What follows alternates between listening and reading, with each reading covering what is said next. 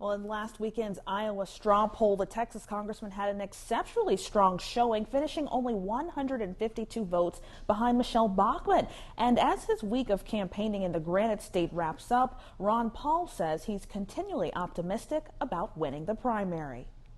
So this is a very, very fertile state for us politically, and I think it's going to be very significant next year. And it may be coming off the heels of an electric campaign headquarters opening in Concord Wednesday, Texas Congressman Ron Paul says he feels the momentum is starting to rise, despite what he calls a lack of national media attention. There are 3 top-tier candidates, if you will, and your name didn't come up. Is that frustrating to you at all?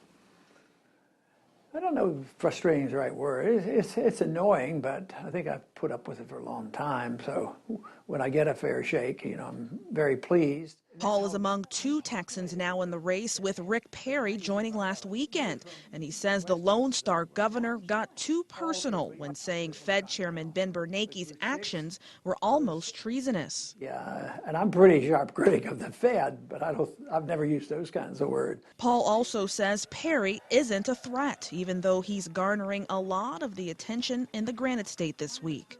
I don't think he'll affect us because I see him as more part of the status quo. His positions aren't going to be like mine, and therefore he'll dilute the other votes. I think he's a bigger threat to, say, Romney. Paul claims another non-issue is his age. The 75-year-old says it's irrelevant on his ability to run the nation and says he's in great shape. I've offered to ride a bicycle for 20 miles in Houston when the temperature is 100 and the humidity is 100, and I will go 20 miles with him, and then we'll decide who's the youngest. And Paul told us today that he plans to be back in New Hampshire within the next several weeks, and his campaign also told us as his supporters here in New Hampshire continue to grow, it may just be sooner. Reporting live in the studio, Melinda Davenport, WMUR News 9.